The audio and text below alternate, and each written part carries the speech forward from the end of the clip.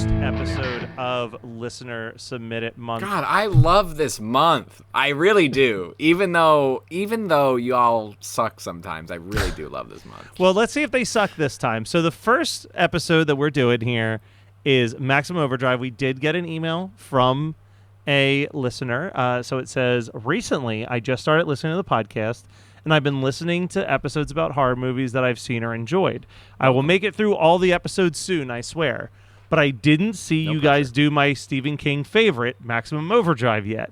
Between the whole soundtrack being AC/DC and that it's actually terrifying to think about machines and electronics coming to life and killing people, could make such a good movie, in my opinion. Love the podcast, and I hope to hear my pick. Trina!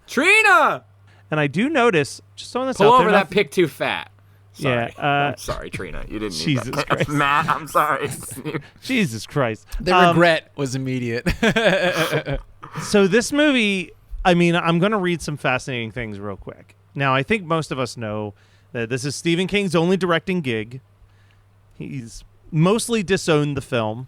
He describes it as a moron movie. Yeah. He says that it was directed by cocaine more than him. There's rumors that Sam Raimi directed chunks of the movie on his behalf. No, I thought that it was Romero. Oh, Romero. You're right. George Romero. Sam Raimi, something else. Sorry. I'll get to the Sam Raimi thing in a second. And I've heard conflicting things here. But the thing I read was that King did consider it a learning process and he never intends to direct again. More recently, I've heard him say, like, all right, it would be fun to see how I could direct as a sober person instead of like a coked up alcoholic. Yeah. We'll see.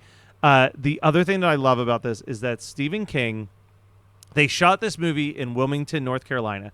Stephen King rode a motorcycle from Maine to North Carolina so that he could ride alongside semi-trucks on the highway. He wanted to get a better feel of how terrifying the big rigs would be in close proximity and get to know their loud sounds and movements. That's such a cocaine move. I was going to say it's such a director move, so tomato. Yeah. When King arrived at the studio on his bike for the initial production meeting, security guards would not let him through the front gate because they did not believe that he was part of any production that was taking place on the lot. His appearance was disheveled, and he kept rambling about how he was making a film involving killer trucks that came to life due to a space comet. I mean, the motherfucker looked like Hunter S. Thompson in the first scene of this movie, and I can imagine when he rolled in on his motorcycle. Like, yeah. He probably had flies in his teeth.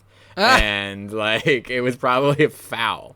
Wild call also to make your face the first face that audiences see when they tune into the movie. Flabbergasted. This is a first time watch for me. And we're kind of dancing around what I would pick as what I paired as my beer. So I'm just gonna open it up real quick. It's called Live Your Dash, which Stephen King really lived his dash, being a director, an author, an actor, stuntman, he's incredible, and a homie.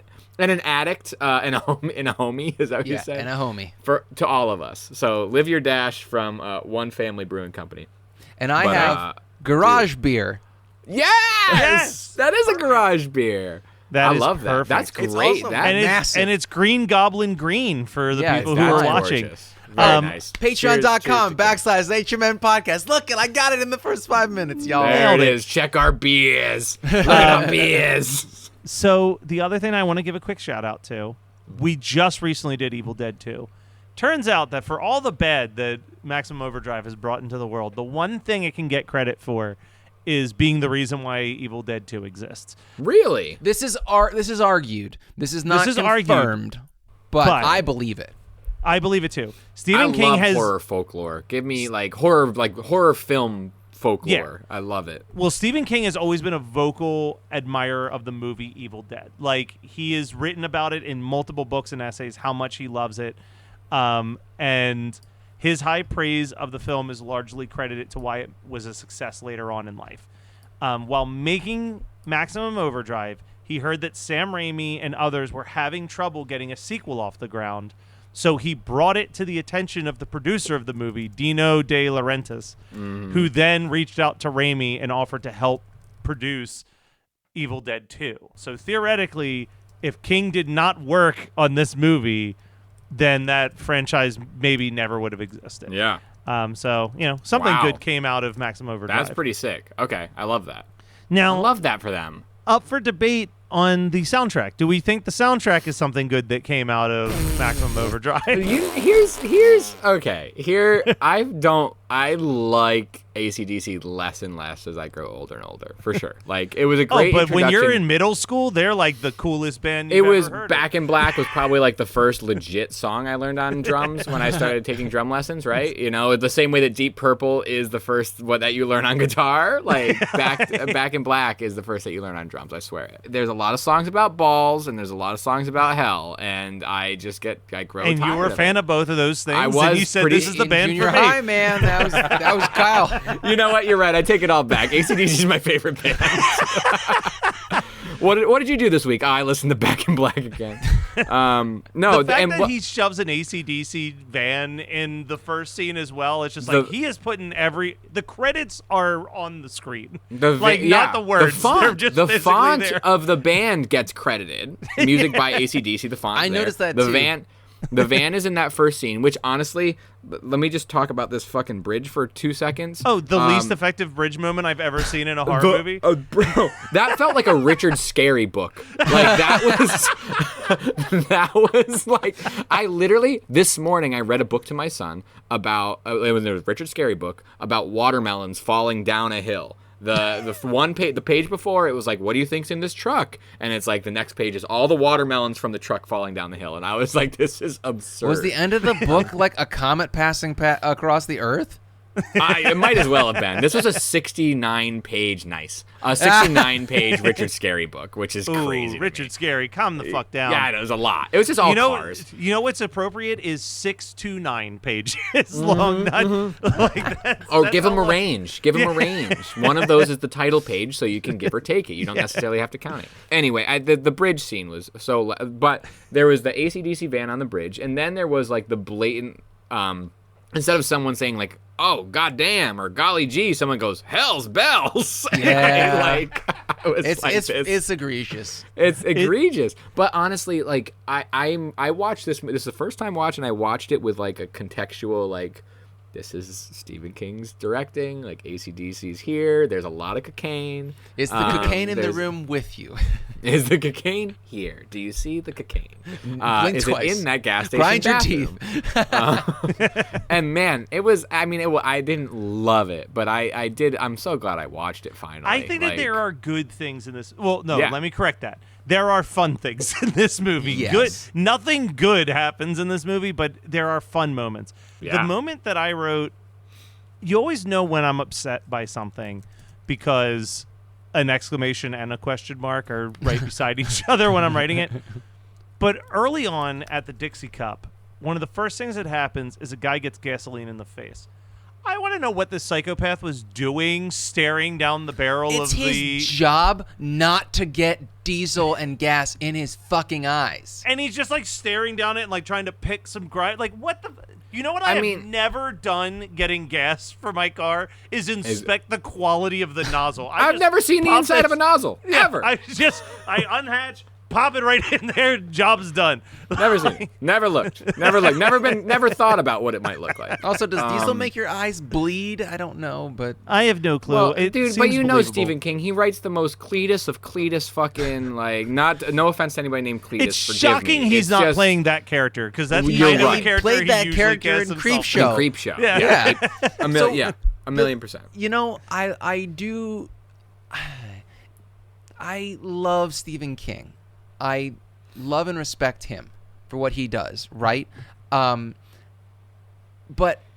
he is kind of a fucking hack because every single story is people stuck in a building and they have to fuck and then get away out because there's a monster outside. Well, and no, that's like why let's I be stopped reading honest. him. He did an entire series called Under the Dome. Yeah, like I Fair. like the human Stephen King. I would love to have a chance to meet the human Stephen King. Everything about him he seems sweet, like a really sweet, down-to-earth guy. That still doesn't mean, like, if you asked me to make my top 10 Stephen King books, I'd have a hard time around 7. Like, because there's like a couple standout books that are like unique and like one that dark horse one that I always throw out there is Eyes of the Dragon. It's an early fantasy book that he wrote. But that It's was did he write that by himself, or was that one with someone?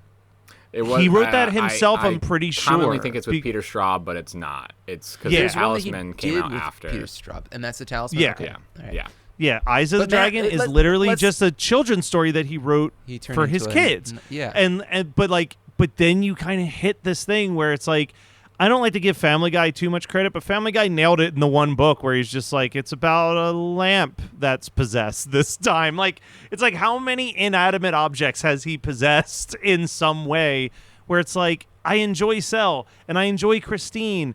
And I think theoretically, if you're reading the book Cujo, it's like mildly hinted that Cujo's also possessed beyond the rabies because the ghost keeps showing up in the kid's bedroom. Like, it's like, it's just like he's got all these weird. Shining is kind of a, like, there's like, he just possessed. Hits it's a possessed building. Yeah. Yeah, like right. he hits so many repetitive tropes. And like you said, like, oh, here's the part where someone's going to have sex and then have to escape the building that they're trapped in. Like, The Mist is like Stephen King's, like, magna opus while it's But it's because it's a novella. Yeah. That's why it's so good. Because, well, I mean... His novellas are better. You and I have talked about this. Yeah. No, I feel like I've said on the show so much, too, is the short stories are, like... His short stories are really good. So let me ask this question real quick. We did mention that... this is based on the short story Trucks. Now, I remember being a child of the 90s and early 2000s going to the video store and seeing that there was a TV movie called Trucks that was based on the short story that had a pretty decent cover. It was just a skeleton driving a pickup truck. But I've never seen it. Wasn't sure if either of you had ever seen it. But I think it's just a made-for-TV remake of that short story, which... theoretically means it's a made-for-TV remake of Maximum Overdrive. Wow, I know. I've never seen it. Nobody rings a bell. It's Canadian. Wow, no idea. Trucks used in the film on Wikipedia. Very cool. No, I've never seen it, but I know that cover. Yeah, I was like, I know that cover. With the great tagline, "You turn, you die." 97. That doesn't bode very well for anything. Released 2 days before Halloween on 97 on USA Network. Okay. All right. Very interesting. So here's a really dumb Matt Kelly's a fucking nerd fact that obviously you could have gotten on IMDb trivia, or you can be Matt Kelly and have all of these thoughts pop into your head quicker than you can write them. We have this creepy Bible salesman who just could not keep his hands to himself with a hitchhiker. And when they get out of the car, he says something to her and she yells, "Eat my shorts." Now, this is 3 years before The Simpsons, but the woman who voices Lisa Simpson is in this movie as the bride. And when Bart Simpson said "Eat my shorts," it was a reference to The Breakfast Club starring Emilio Estevez, who's the star of this movie. So this is the bridge between Breakfast Club and The Simpsons. And the bridge malfunctions. And it malfunctions into a Richard Scary watermelon story. So that's crazy. Do you want to... And if we're talking about that scene, I believe that almost every stunt got ruined in this movie. They had so many problems. So many people got hurt. The director of photography lost an eye. Yeah. And he sued King for $18 million, and they settled out of court. Which, hey, here's some advice. Don't be drunk or high while directing a movie with a lot of special effects. Yeah. Yeah. That's a day that you lay off the sauce. I don't know. Or the snow. Depending. Or the snow. You get out. You just... Or you have your AD or whoever else, your second unit, just direct it. Just do it. Just go do it. You don't need to be there, King. Yeah. You're good. That was crazy. When I read that, I was like, that sucks. That's not is great. A nightmare scenario. I mean... I was thinking of you when it happened. I was like, oh, shit. Dude, I think of obviously there's so many times that we talk about now of dangerous set precautions, and, obviously we're talking about striking stuff, and that is not necessarily because of physical danger, but of mental and hourly and financial danger that everybody's in. But, like, they did not give a fuck. They did not give a shit back then. No. And the fact that they were like, let's not worry about keeping the cinematographer safe. Let's not worry about keeping anybody safe, but like No. particularly the cinematographer. Like And another Blades, guy almost a got movie run called Blades over. had a better. Yeah, Blades had a better safety. Well, look, and we've talked about this when we've discussed like the strike in our previous episodes. Like when A24 or Kevin Smith or my fucking friend Crispy can get the approval to shoot their film because they can fulfill the SGA and Writers Guild requests of payment, like. Shut the fuck up, Disney, that it will cripple your business to give into this. I'll sing the jingle again. It's not that fucking hard. Yeah. I think that's what I sang last time. I think you nailed it twice. So, but we'll get this we'll get man there a soon record enough, contract guys. because he can't do any Please. large budget movies. This right is going to now. be the We Are the World of the strike. It's not so hard. It's not so Just give us fucking money. hard. Yeah. Reaching your pockets. Yeah, it's great. So can we talk? Let's do because there's no plot to this movie. Like, let's It's be literally, honest. electronics attack humans. It's kind of for Night 2 of days. it's kind of 4 Night of the days. Living Dead. I mean, it's a with- lot of things, kinda. But Did you guys? It's a lot Okay, of so things. in the argument that people have that Romero shot half of this for King. Fascinating to me. Was he even on set? Did anybody? He see was on him set a yeah, bunch of the time. he was on set a bunch of But times. that's where the 'Cause argument comes from. Is that's that where he was on it's set. Yeah, it's a lot of like it's similar to the Spielberg Hooper Poltergeist thing, because Okay. probably a little bit more so because with that one you have at Movies least Hooper two can established directors. Direct, yeah. Yeah, like this one, it was like Stephen King was like, "Let me call my buddy George and see if he can help give me advice." And I think Yeah. George just did what some frustrated friends do at a certain point, where you're just like, "Just give it to me." I'll tell. Yeah.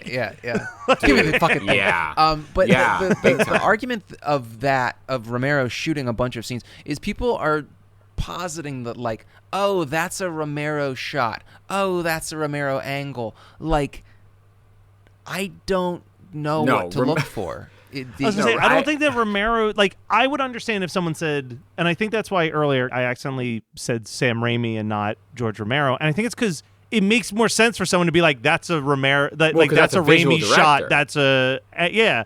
Like, Right. Sam Raimi is someone who has angles, or the aforementioned Tobe Hooper. Like, I've watched enough Tobe Hooper where I'm like, that, like, prime example, like, we've talked about, we did an episode on Eaten Alive. Eaten Alive, even if you didn't know who the director was, there is a certain level of like, man, this feels like Texas Chainsaw Massacre. Like, it's like the Right. lighting and the craziness and the close-ups and all that. Right. Like, Right. George Romero has never been a director that I've been like, oh, the visual artist that is George Romero. No. And I think that there's like, I honestly, it's so fun that we're having this conversation because I think that I'm gonna try not to soapbox it too bad. I'm gonna just step up real quick and then step back down. There's a difference. Like there's a distinct difference, and there's not a reason to talk down about one or the other. But there is a visual director, and then there is like a content director, and not in the sense of like YouTube content or whatever. Like, but I just mean like Romero is in the sense of horror. Like Romero is one of those people who is like talking about context, the idea, and like that's the direction, right? And it's like the visual supports that, but it doesn't necessarily like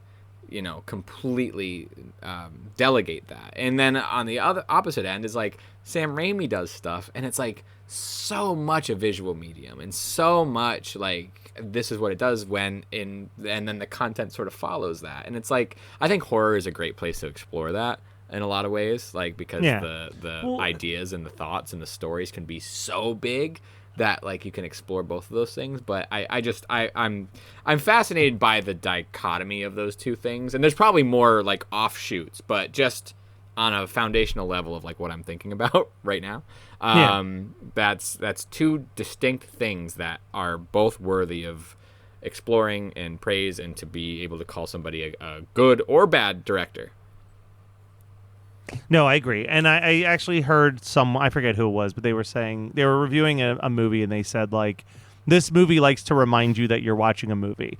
And, like, what they meant specifically, it was like, there's no just like, hey, here's a shot where people are talking. It's like, here's the drone shot, and here's the crane shot. Like, and I would never say that Romero has made a movie that makes sure that you don't forget you're watching a movie. He is a very, like, set it and forget it with the camera type director. Yes. So, yeah, saying that it has angles and shots is like Like a movie? Okay, this is you guys are doing wonders for my self-esteem right now because like I was so worried that I had missed something. Oh, that we are going to be like, what are you, an idiot? Look at all these iconic camera shots that you've forgotten in all these massive movies. No, there's not. There's and not to say that there's nothing here. It's very fun. I mean, even my background is like a great wide shot of like the gas station, and you know, like everything's. Nobody doesn't think about a particular thing. It's not a poorly shot movie. Like last week's movie was a more poorly shot movie than Maximum. For sure. Right. Yeah. But it's like but they use really nice film stock. That's like a that's a big compliment. Did. No, there's just I think people get wound up, and the easiest thing to point to about a director's repertoire is something visual, right? Yeah, because you can be like, this is a thing, here is it, it's concrete, it's black and white, like they did this, right? And like to be able to talk about the content and what people are talking about is different than that. You know, Maximum Overdrive is not the best example, but I think we're talking about a lot of people and a lot of like Raimi, Romero, King, like all of these, and a big studio thing. Like people are, this is a good example to sort of like build upon, but it's also not the greatest example. This is probably the best time we've ever had for me to mention this, but I also think I feel bad for directors who have a strong visual style because it's a really no-win situation, right? You're either going to get mocked that you use the same style way too much, and you become a joke like a Tarantino or a Wes Anderson or like any of these other directors. AI just starts doing your shit. Wes Anderson, like, sorry. Yeah. Or the flip side is you do try to do something different, and then everyone hates it because it's not what they've come to expect from you. Like when Kevin Smith tries to go and do something other than like a dialogue-heavy static shot movie, or when Rob Zombie does something like The Munsters. Like, not saying that they made great movies, but it was like those movies were destined to fail no matter what because it's like the audience who's going to watch it is already going to be like, this isn't what I've come to expect from this person. Right. So you're just kind of you're damned if you do, you're damned if you don't. Well, it's the rigidity of art when it's commercialized, in my opinion. Yes. Because like rigidity is an important capital R word. It's a bad word. Well, the thing is that like it's odd when you become known for an aesthetic and then you want to branch out because there's a financial contract between you and the watcher, the viewer, and or listener. I mean, like if you know, like, but the joy of being a musician is that I can have 5 bands and they can all be different aesthetic choices that are different. But I mean, George Romero couldn't be like, yeah, I'm gonna do a rom-com. You know, right. Wes Craven did it. It's music of the heart, baby. To get him an Oscar now. But you're right. I think that unfortunately you do fall into it should not be singular. Director should not be singular. It should not, like, you work with a team the whole time and it should not be singular. However, you are the point person for a project and a lot of times. Besides, like, maybe a lead actor or potentially a writer. But, like... I don't know how true this story is, but there's a documentary called The People versus George Lucas that's just about the history of the Star Wars films and the way that the fandom really turned on him in, like, the mid to late 90s for, digitizing his movies, adding in extra shit, all of that stuff. But one person, I forget who it is, but someone who's, like, a director who's, like, friendly with George Lucas. And he said, like, I remember walking into his office and there was stacks of scripts.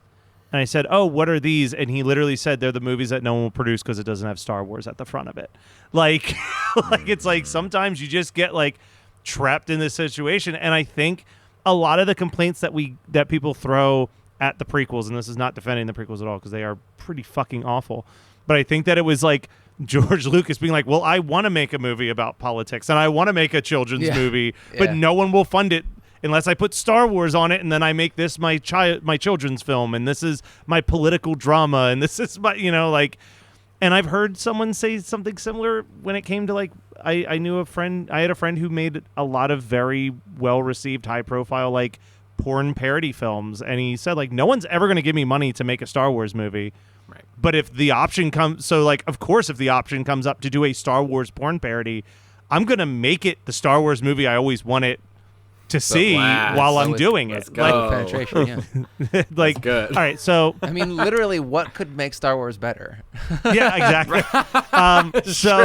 So let's talk about real quick, because we are running really long, but we've said really nothing, and that's because there's really nothing to say. Let's just talk about some of our favorite Trina. moments. It's all right, Trina. Here's some of our. Let's go kind of round robin a little bit, just naming some of our favorite moments that happen in this movie, because there are some like gnarly fucking scenes in this movie for sure. Yeah. Well, Yeah, the I mean, disappointing thing for me is that the my favorite scene is the killer soda machine. So it's out of the way within the first 10 minutes. Dude, that the 1-2 punch of how gnarly that head wound looks on the And dude. they had to cut. It was like, well, it was the kid they had to cut. The kid getting smushed by the steamroller. no, that was another. They were Oh. all. So apparently there was an X-rated version of this movie that Stephen That King, did include the original cut, Stephen King showed to George Romero, and it made George Romero sick to his stomach. It was so gory, which is fucking wild. That sounds like apocrypha to me, but But King high on cocaine showing Romero Yeah, like- an X-rated cut of Maximum check out Overdrive. this fucking shit that I, but like that I, You were that I there. shot. You were there 3 days. Listen, I believe that story. I just don't think Romero was sick to his stomach from the violence. It was No, sick just how of bad. trying to keep up with Stephen King talking to him. for sure. But the He's talking a mile a apparently- minute while pointing at the movie. I think that there was like 13 seconds or something where the coach gets hit in the forehead with one of those Coke cans, and our version, the theatrical version, you just see this indentation, this gory indentation where the Coke can basically like dented in his fucking skull. But apparently with the original, it gets hit and then it blistered. Like there was a bladder underneath it. It blistered and then pops, and then he's dead. So like, but that's gone. Like we're not gonna get. That's we're gone. not gonna And then get the kid getting ran over by the steamroller.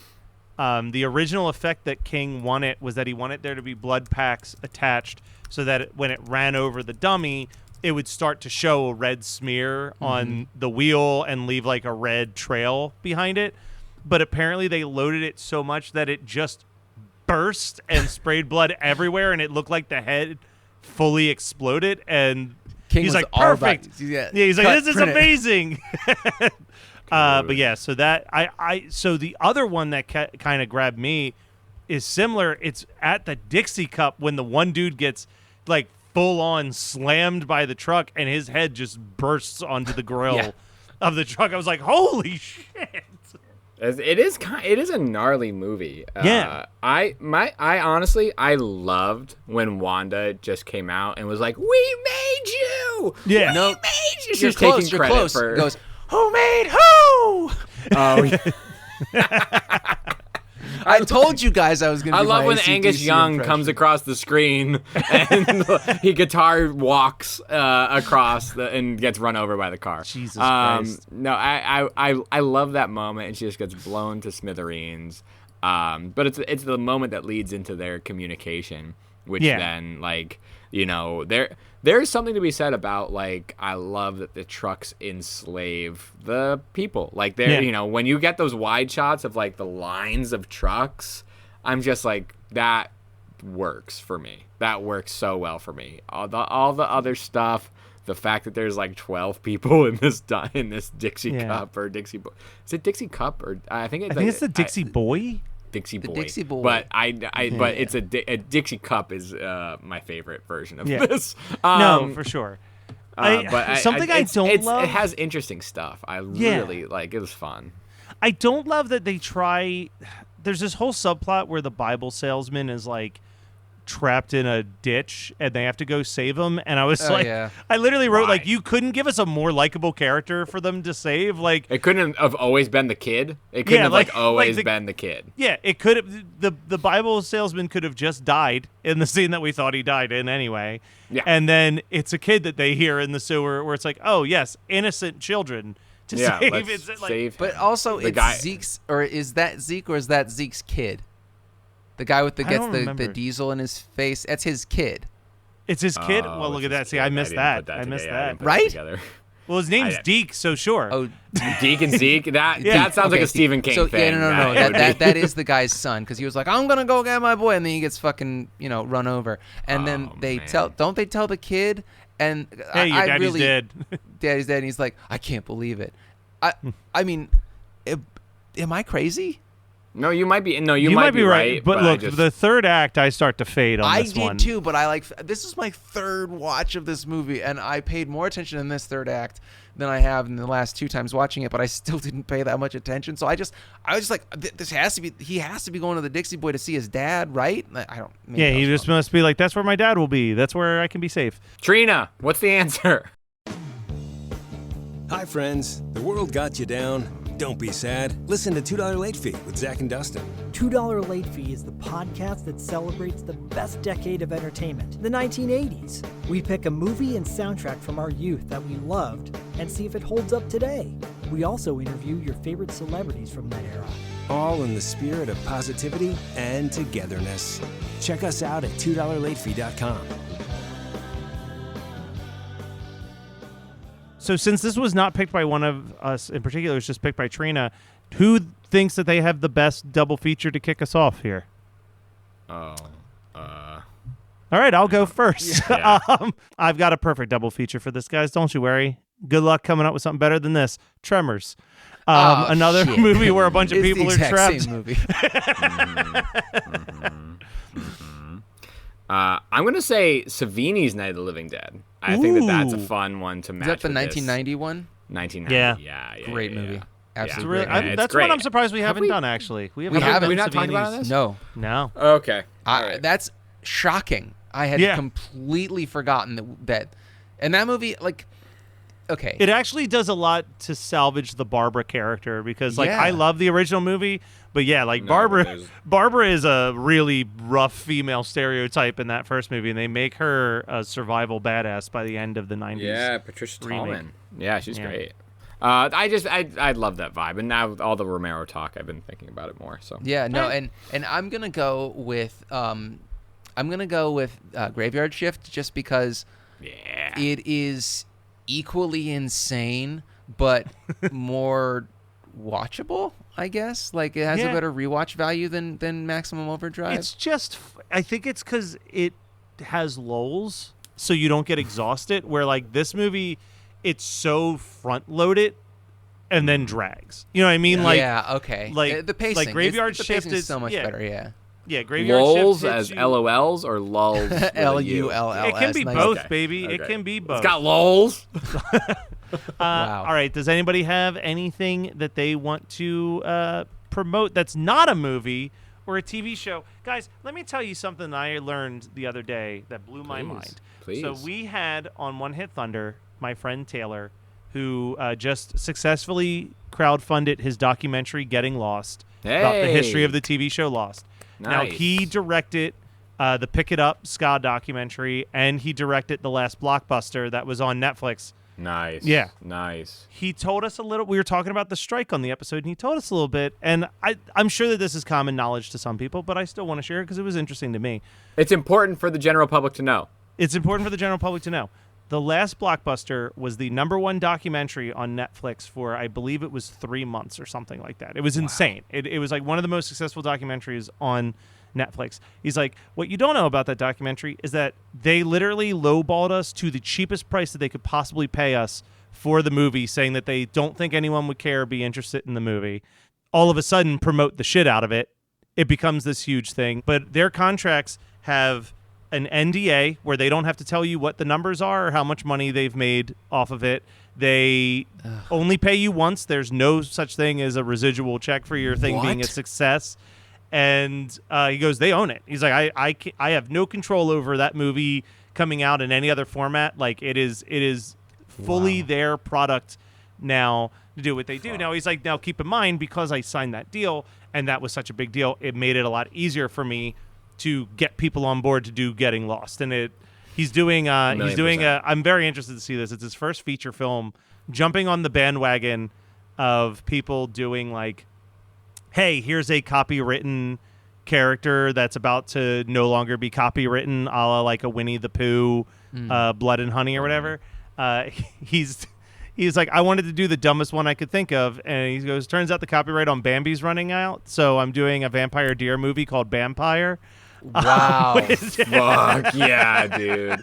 This is what people are striking about. Is like, it's insane that someone could have the most popular thing, and he said like what they paid you was like you just barely got past breaking even on like all of the costs that go into making a documentary. It's like, which can be a lot, but also oftentimes is not. No. Right? Like, I mean, it's a lot for a person, for an individual person. Yeah, for an independent person making a thing, like, things add up. Movie clips add up. But for Songs Netflix, add up. buying the thing for you is not. It's So this is the dimes. stuff, and they literally have no need to ever tell you that stuff. So this is why we're not talking about movies or TV shows, even though Scott and I watched a delightful documentary about sharks.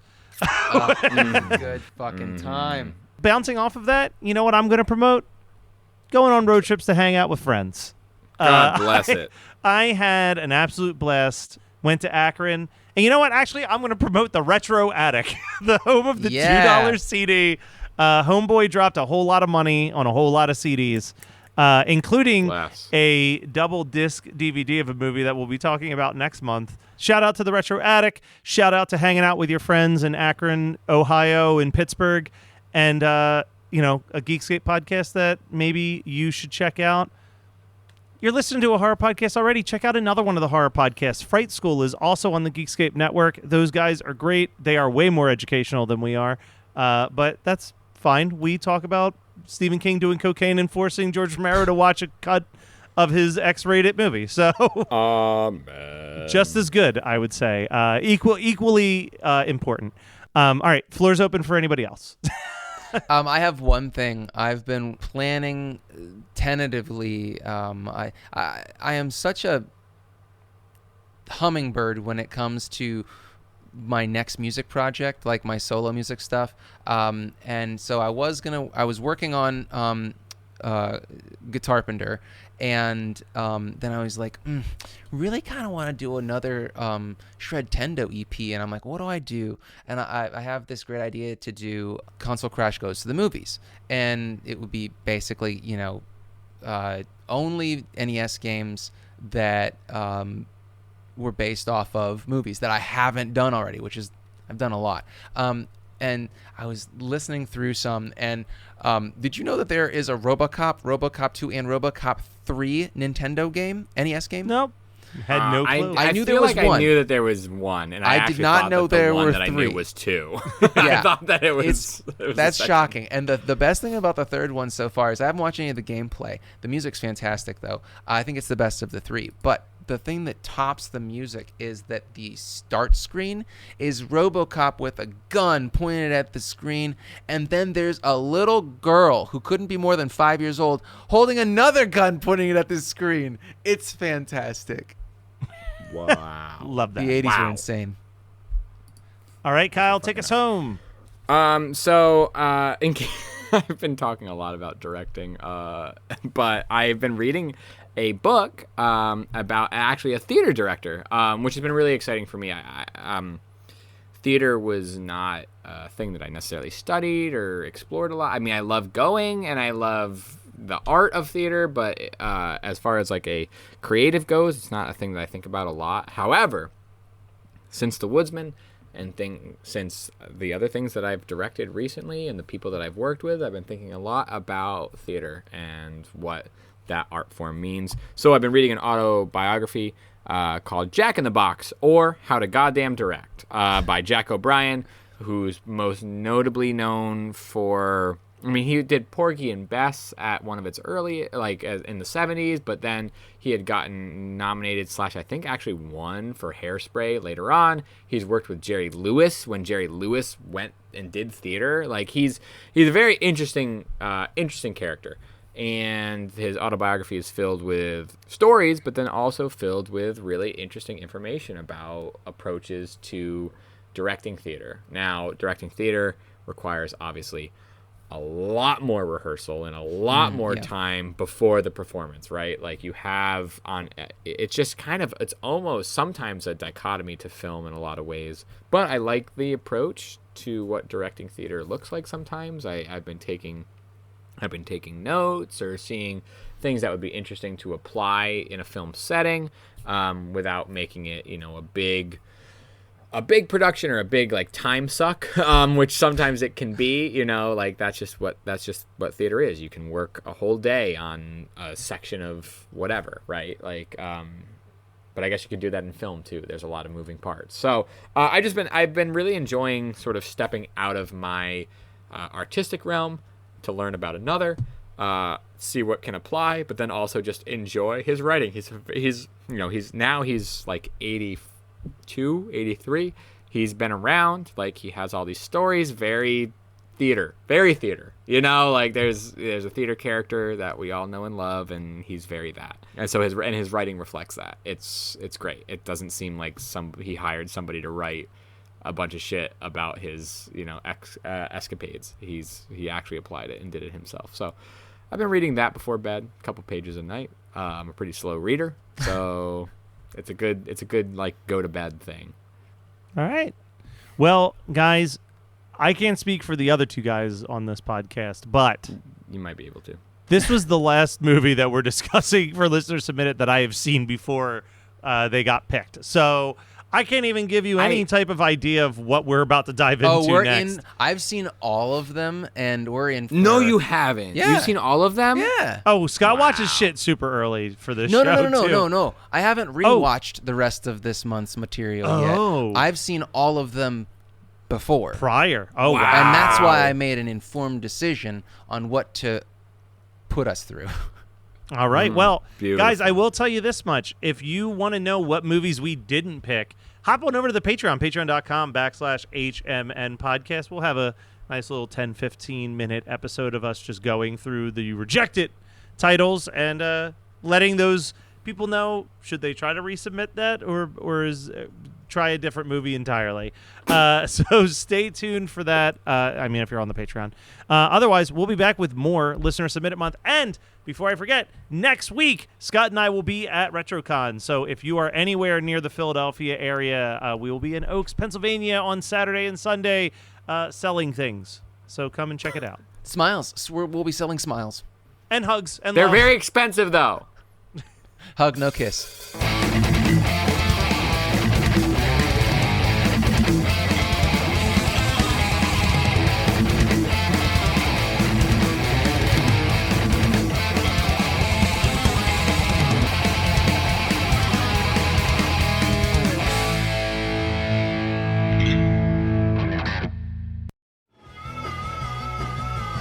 You're listening to the Geekscape Network.